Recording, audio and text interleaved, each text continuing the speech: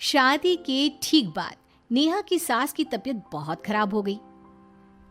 बताइए क्या हुआ है आपको? बेटे की शादी थी तो थकान हो गई। मौसम बदल रहा है तो जुकाम और बुखार हो गया। ऊपर से बहू के घर का खाना पता नहीं कैसा था कि पेट भी खराब हो गया। खाना तो बहुत बढ़िया था डॉक्टर साहब, सारे रिश्तेदार तारीफ कर रहे थे। रोहित की माँ इतनी कमज़ोर है कि जरा से में बीमार पड़ जाती है। डॉक्टर साहब आप सारी जांच करके देखिए, मुझे ऐसी क्या बीमारी है कि मेरी तबीयत ठीक ही नहीं रहती। फिलहाल तो ज़्यादा कुछ नहीं है, पहले आपके ज़ुकाम बुखार और पेट का इलाज कर लेते हैं, फिर बाकी के टेस्ट करवा लेंगे। अभी आप ये दवाइयाँ ले आइए। पिताजी मैं डॉक्टर साहब को छोड़कर और दवाइयाँ लेकर आता हूँ। माँ जी तो बीमार थी, इसलिए नेहा ने किचन संभाल लिया। माँ जी अब आपकी तबीयत कैसी है? पहले से ठीक है। आप बैठिए, मैं खाना लगाती हूँ। तेरे बाबूजी और रोहित ने खाना खा लिया? रोहित तो टिफिन लेकर ऑफिस गए हैं माँ, और बाबूजी ने खाना खा लिया है। आप शुरू कीजिए। यह क्या, खाने में इतना तेल इतने मसाले? अरे अभी अभी तो तबीयत ठीक हुई है मेरी, तुम क्या मुझे वापस बीमार करना चाहती हो? नहीं माँ जी, ऐसा नहीं है।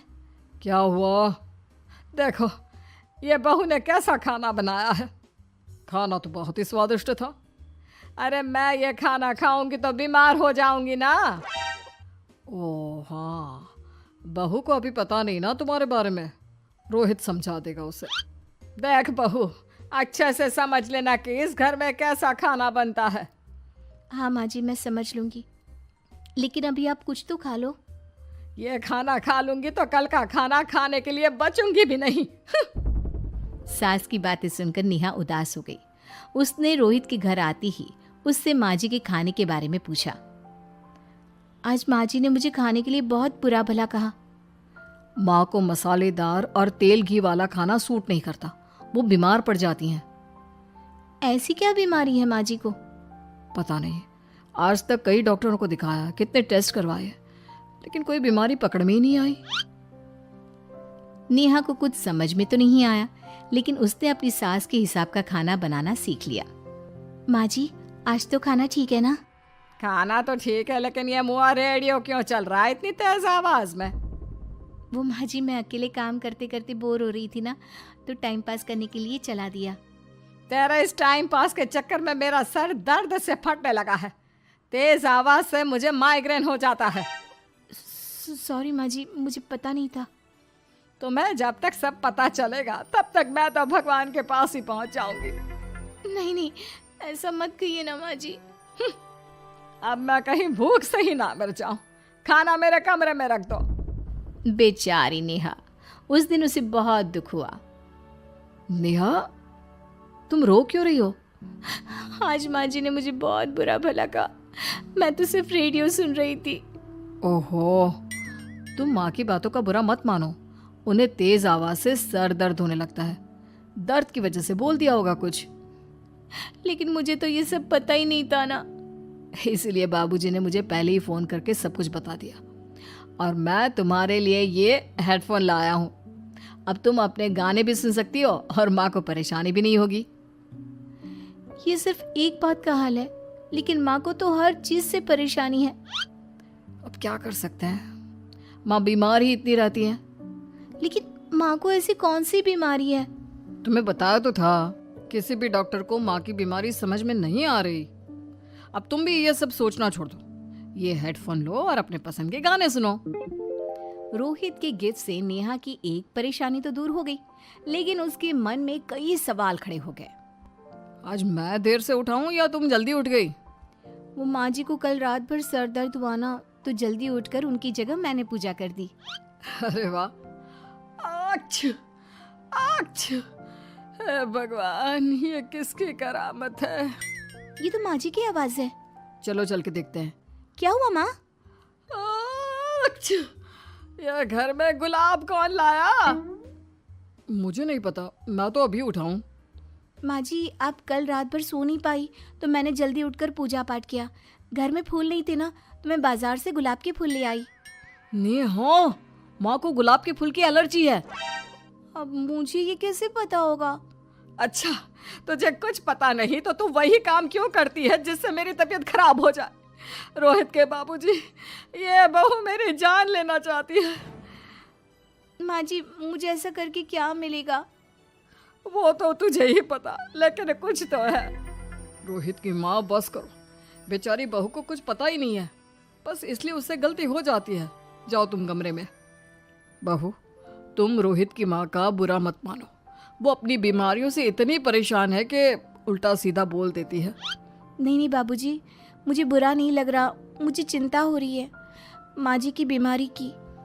ये बताइए कि माँ जी को ऐसी प्रॉब्लम्स कब से होने लगी? शादी के 6-7 महीने बाद से। बाबूजी, तब घर का माहौल कैसा था? अरे भरा पूरा परिवार था। मेरे बाबूजी, माँ, काका, काकी, मेरे दोनों बड़े भाई, दोनों भाभियाँ, दोनों के 2-2 बच्चे हैं, एक छोटा भाई और एक बहन। सब साथ रहते थे। इतना बड़ा परिवार? हाँ, मैं जब 10 साल का हुआ ना, तब पापा का ट्रांसफर यहाँ हुआ। उसके पहले तक तो हमारी जॉइंट फैमिली ही थी। और माँ जी किस चीज से बीमार पड़ जाती हैं?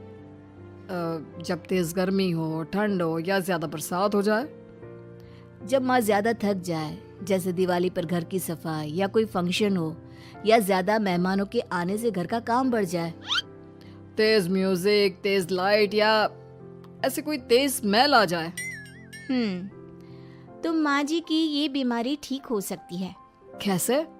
सब पता चल जाएगा। आप कल माँ जी की टेस्ट रिपोर्ट लेने जाने वाले हो ना? हाँ। तो सुनिए क्या करना है। अगले दिन रोहित माँ जी की रिपोर्ट्स लेकर आता है। माँ, बाबूजी, नेहा। अरे क्या हो गया रोहित? माँ जी की रिपोर्ट आ गई है। कुछ सीरियस है क्या? जिसका डर था वही हुआ। अरे गोल गोल बातें मत कर, सीधी तरफ बता बेटा, क्या हुआ है मुझे? माँ, आपकी किडनी, लिवर सब फेल हो गया है। आपका दिल भी कमजोर हो गया है। डॉक्टर ने कहा है कि आपके पास सिर्फ 1 महीना बचा है। ये क्या बक रहा है? ऐसा हो ही नहीं सकता। मुझे लग ही नहीं रहा कि मैं इतनी बीमार हूँ। लेकिन माँ जी, रिपोर्ट झूठी तो नहीं हो सकती ना? हाँ, माँ को 20 साल की उम्र से बीमारी लग गई थी, लेकिन कोई डॉक्टर पकड़ नहीं पाया और अब ये बीमारियां बहुत ज्यादा बढ़ गई हैं। हाँ रोहित की माँ, तुम्हें याद है शादी के 6 महीने बाद से तुम बीमार रहने लगी थी। अरे लेकिन वो अलग था, मुझे ऐसे कोई बीमारी नहीं हो सकती। ये तुम कैसे कह सकती हो माँ? हाँ, तुम उस वक्त बीमार पड़ी थी ना, और अब डॉक्टर भी यही कह रहे हैं, तो सच ही तो होगा। और आप तभी से बीमार ही तो रहती आई हैं। अरे लेकिन तब मैं बीमार थी ही नहीं। क्या मतलब? अरे तब मैं बीमारी का नाटक करती थी, मुझे कुछ नहीं हुआ था। ये क्या बोल रही हो? हाँ, घर में इतने सारे लोग थे और सबसे छोटी बहू मैं थी, तो सारा काम मुझे करना पड़ता, इसलिए काम से बचने के लिए मैं नाटक करने लगी। लेकिन आपको अभी भी वही बीमारियां होती है ना माँ? हाँ, अगर नाटक था तो ये प्रॉब्लम तुम्हें अभी क्यों होती है? इसका जवाब मैं देती हूँ।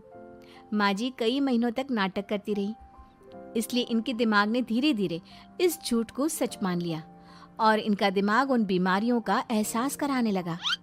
हैं? ऐसे भी होता है क्या? हाँ माँ जी, इसे प्लेसिबो इफेक्ट कहते हैं। जब आप बात बात पर बीमार पड़ने लगी तो मैंने अपने मामा से बात की जो एक साइकोलॉजिस्ट है। उन्होंने बताया मुझे। तो ये रिपोर्ट्स? मैंने झूठी रिपोर्ट बनवाई थी नेहा के कहने पर, ताकि आप सच बताएं। यानी मुझे कुछ नहीं हुआ? नहीं माँ जी, और आपकी इस प्रॉब्लम का भी सोल्यूशन है। हम किसी अच्छे साइकोलॉजिस्ट को दिखाएंगे और आप जल्द ही ठीक हो जाएंगी। वाह बहू, मैंने तुझे इतना भला बुरा कहा और तूने मेरी जिंदगी भर की तकलीफें दूर कर दी। थैंक यू और सॉरी बहू। अरे मुझे भी तो सॉरी कहो, पूरी जिंदगी तुम्हारी सेवा की है, वो भी झूठ मूठ की बीमारी के लिए। हाँ हाँ, आप भी माफ कर दो मुझे, बस सॉरी। तो इस तरह नेहा ने अपनी सास की बीमारी पकड़ भी ली और ठीक भी कर दी।